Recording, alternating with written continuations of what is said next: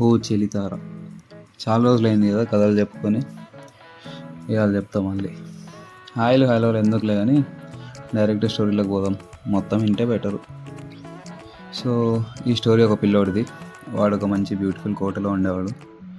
ఆ కోట అంటే వాడికి చాలా ఇష్టం. ఆ రూమ్స్, ఒక్కో రూమ్లో ఒక్కో కలర్, అన్ని రూమ్స్ కలిసి ఒకే రూఫ్ కింద ఉండడం, ఇవన్నీ వాడికి ఎంతో నచ్చేవి.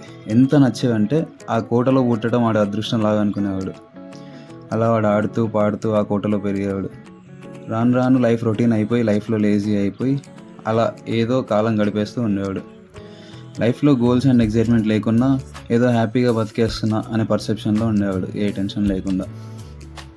ఆ కోటకి అప్పుడప్పుడు పక్షులు, జంతువులు, కొన్నిసార్లు పాములు కూడా వస్తుండేవి, వెళ్తుండేవి.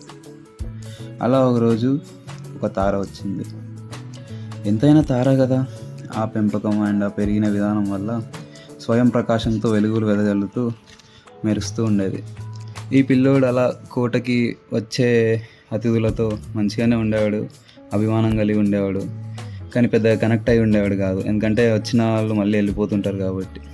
అలాగే ఈ తారతో కూడా అలా అలా ఉండేవాడు. రాను రాను ఆ తారతో ఫ్రెండ్షిప్ మొదలెట్టాడు. మంచిగా మాట్లాడుతుండే. ఆ తార మంచి మంచి మాటలు, చిన్ని చిన్ని నవ్వులు, నడకల వల్ల గజ్జల చప్పుడు, ఇవన్నీ ఆ కోటకి కలగా మారినాయి. ఎంత అయినా తార కదా, తార ప్రజెన్స్ దాచగలిగేదేనా. అలా ఆ ప్రజెన్స్ వల్ల వీడి బోరింగ్ లైఫ్, వీడి అందమైన కోట వెలిగిపోతుండే. ఎన్నడూ లేనంత వెలుగు చూసిండి పిల్లోడు. అలా కొన్ని రోజులు ఆ ఫ్రెండ్షిప్ కొనసాగింది. వాడు హ్యాపీగా ఉన్నాడు. ముందు చెప్పినట్టు వచ్చిన పక్షులు ఎక్సెట్రా అన్నీ కూడా వెళ్ళిపోతుంటాయిగా, అలాగే తార కూడా వెళ్ళిపోతుంది అని ఆ పిల్లోడికి కూడా ముందే తెలుసు కాబట్టి పెద్ద డిసప్పాయింట్మెంట్ లేకుండా ఉండగలను అని అనుకున్నాడు. ఈ లోపల కనీసం బాయ్ కూడా చెప్పకుండా వెళ్ళిపోయింది తార. ఈ బుడ్డోడికి అర్థం కాలే, అరే నిన్నటి వరకు అంతా ఆడుతూ పాడుతూ తిరిగిన స్టార్ ఇలా చెప్పకుండా వెళ్ళిపోయిందే అనుకున్నాడు. సర్లే, ఇలాంటివి మనకి రెగ్యులరేగా అనుకొని ఉండిపోయింది.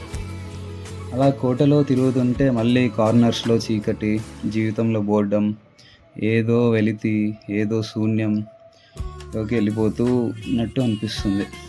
తను చెప్పకుండా వెళ్ళిపోయిందనే బాధను, తనతో ఉన్న క్షణాలు, చెప్పుకున్న కథలు గుర్తొచ్చి బాధను, తన ప్రజెన్స్ లేక మళ్ళీ లైట్లెస్గా అయిపోయిన జీవితం వల్ల బాధనో తెలియదు. కానీ ఆ బుడ్డోడు మాత్రం ఆ తార గురించి ఆలోచిస్తూ తన ప్రజెన్స్ లేక ఏదో తక్కువైంది అనే ఫీలింగ్లో రోజులు గడిపేస్తున్నాడు. అలా ఆ తార గురించి ఆలోచిస్తూ నిద్ర లేకుండా గడిపిన రాత్రులు ఎన్నో. దానివల్ల వీడికి ఓవర్ థింకింగ్ అండ్ యాంగ్జైటీ అనే గిఫ్ట్స్ కూడా వచ్చినాయి. ఈ రెండింటి గురించి తెలియనోడికి క్యాజువల్గానే ఉన్నా, తెలిసినోడికి మాత్రం అర్థమవుతుంది అవి ఒక మనిషి మెంటల్ స్టేట్ని ఎంత కుంగదీస్తాయో. ఒక్క ఆలోచన నుంచి స్టార్ట్ అయ్యి అలా ఒక్కొక్కటి యాడ్ అవుతూనే పోతాయి. అవి జరుగుతాయో జరగవో అన్న భయం, జరగకపోతే ఎలా తట్టుకోవాలనే భయం వల్ల ఆడికి యాంగ్జైటీ కూడా పెరిగిపోయింది. ఇంకా ఇలా కాదని ఎలాగోలా ఆ తారని రీచ్ అవ్వాలని, తారలు ఆకాశంలో కదా ఉండేది. సో రీచ్ అవ్వాలంటే ఈ జీవన విధానం మార్చాలి. ఆ తార పైన ఇష్టంతో ఎన్నో మార్పులు చేసుకున్నాడు లైఫ్లో. మార్పు అనేది ఊరికే రాదుగా, ప్రతి చిన్న చేంజ్లో కష్టం ఉంటుంది. అయినా అవి లెక్క చేయకుండా ఆ స్టార్ని మోటివేషన్ లాగా ఉంచుకొని ఆ చేంజెస్ చేసుకుంటూ పోయాడు. అదేంటో కానీ ఆడు చేసుకున్న ప్రతి మార్పు ఆడికి లైఫ్లో ప్రొడక్టివ్గా, పనికొచ్చేదిగా, ఆ పిల్లోడి లైఫ్ బెటర్గా చేసేదానిగా ఉపయోగపడుతూ వచ్చాయి. ఇంకా లైఫ్ బెటర్ అవుతుంటే ఎవరికైనా ఎలా ఉంటుంది?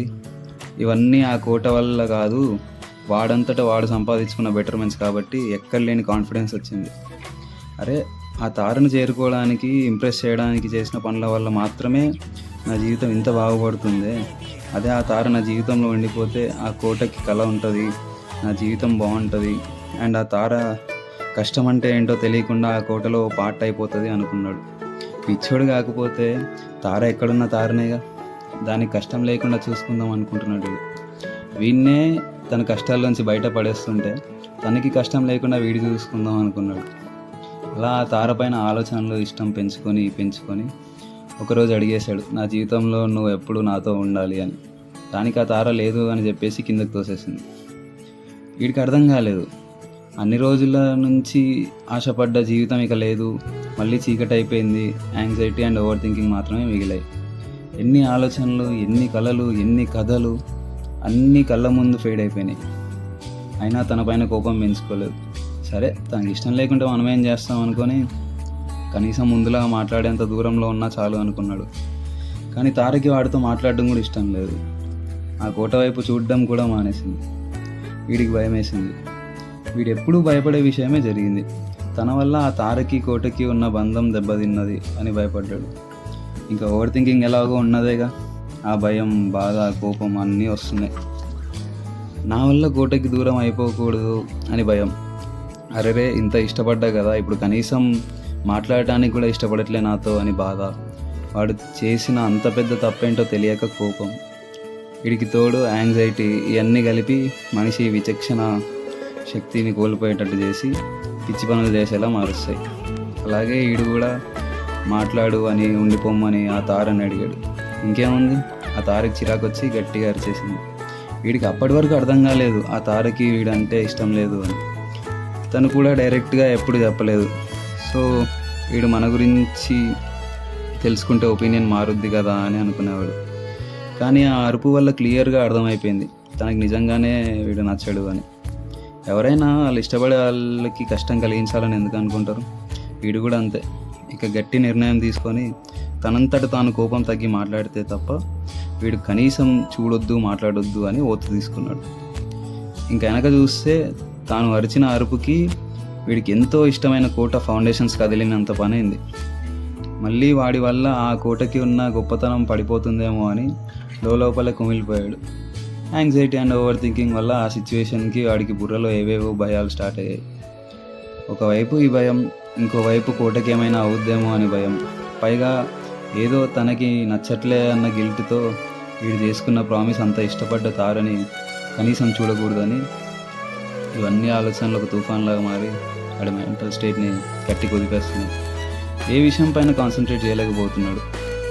పోనీ బాధ పంచుకుందామా అంటే ఎవరికి చెప్పుకోవాలో తెలియదు.